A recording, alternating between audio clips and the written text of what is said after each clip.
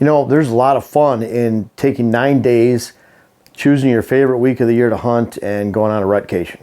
I get it. Hang out with some buddies, get to hunt every day. I think that's fun.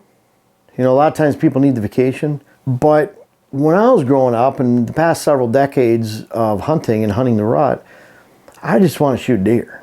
You know, I want to make sure I get a buck. I want to make sure I get my target buck. And so I always looked at it like, boy, putting all my eggs in one basket for those 9 days, was that really the best way that I thought that I could use my time off and maximize my opportunity in the field? And I found it was not.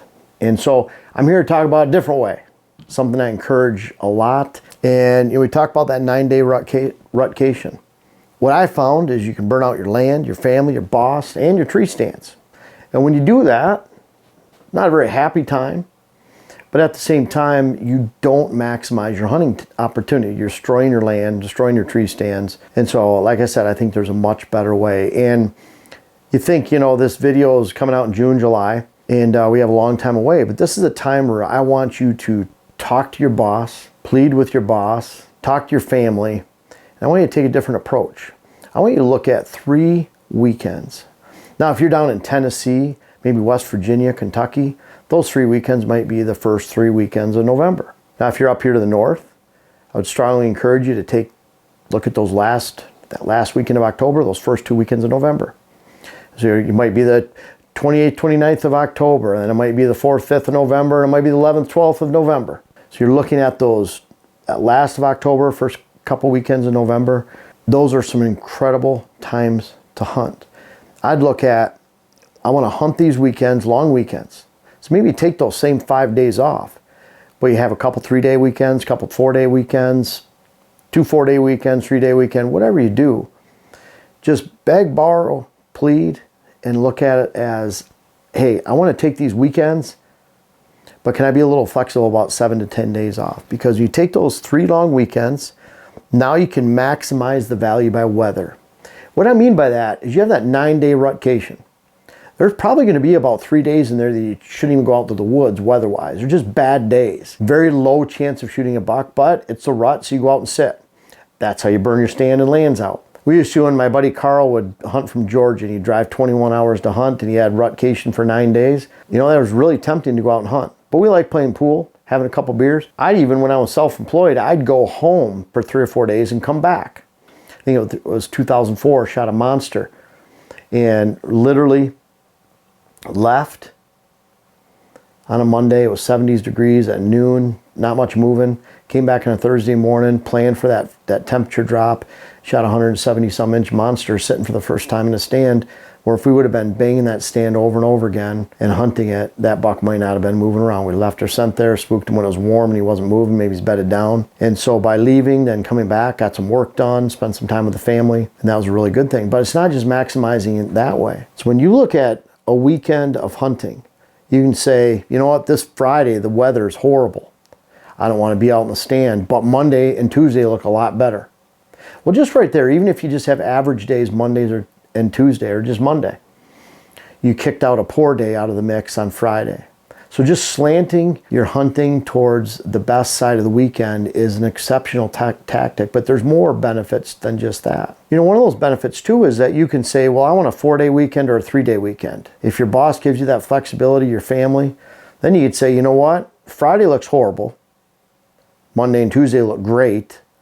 You know, instead of taking 1 day off, how about I'll take Monday and Tuesday off? This will be my 4-day weekend because Saturday looks okay. Sunday's pretty decent. Boy, that front goes through on Sunday night. Monday and Tuesday look exceptional. And that's how you're slanting towards the best side of the weekend. And you're choosing, you know what, I'm going to use 2 of my vacation days because they're great days. Then you see Wednesday, it starts getting bad again. And then you look at it that now you can leave, come back the following weekend. Friday, Saturday, Sunday is great. Now you just gave your property Wednesday, Thursday, Friday off. You let your stand heal a little bit, your land heal a little bit from hunting pressure, spreading out your pressure. That's a very good thing because then again, you can maximize the value of each sit by the weather. Instead of looking at a 9-day week and saying, wow, we have 3 bad days, we shouldn't even be in the woods, there's 3 average days, and there's 3 great days. Now you're looking at it like, boy, you're trying to get all good to average days, no bad days, you're kicking those out of the mix by slanting to one side of the weekend or the other. It might be that you're just looking at a dry period instead of a real rainy period, or moderate winds instead of high winds, let alone cold temperatures versus warm temperatures. Get to hunt fresh stands. Now, if you have a good property, you can hunt fresh stands over and over again. You can hunt the same stand over and over again because you have good approach, you're not spooking deer in and out. But boy, when you let the land heal for a few days and everyone around you is not, it really gives yourself a huge advantage. So hunting fresh stands is key. And then finally, you get to hunt all phases of the rut. When you're looking at the end of October, up in our area, that's more pre-rut.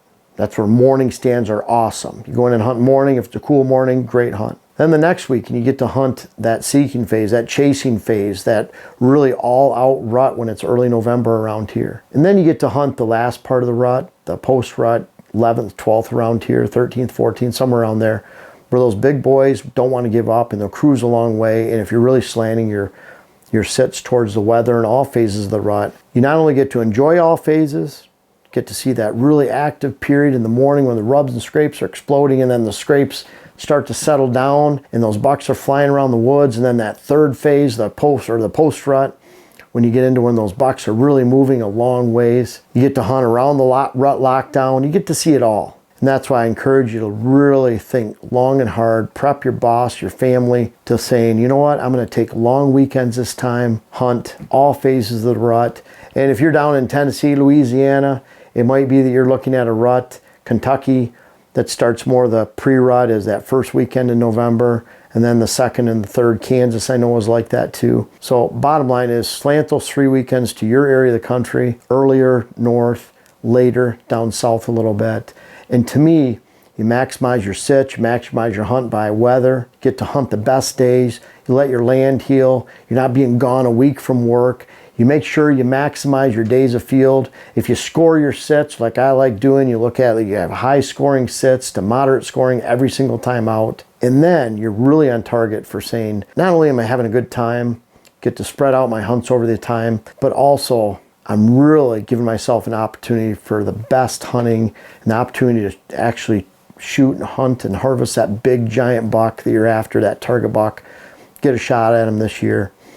And you're really spreading your risk out, but also offering yourself a huge amount of increased reward for navigating the rut. I encourage you to do that. Think about that plan. I've been teaching that for many years. That's the way I hunted for many years. I couldn't afford to take off like a 9-day sit when it came to work and family.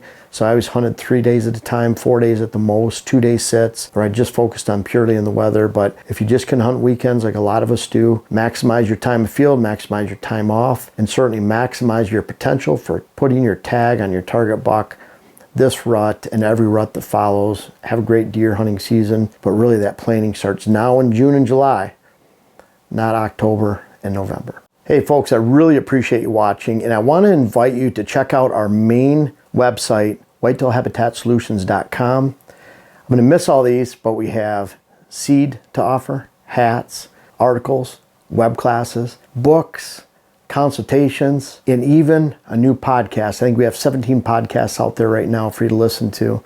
So we have a lot to offer. Most of all, if you don't want to buy anything, I'm going to keep offering free videos, free articles. We have over 600 articles on the site. And most of all, thank you very much for watching, reading, listening, being a part of Whitetail Habitat Solutions. If you want to check this stuff out, awesome. Links are in the description.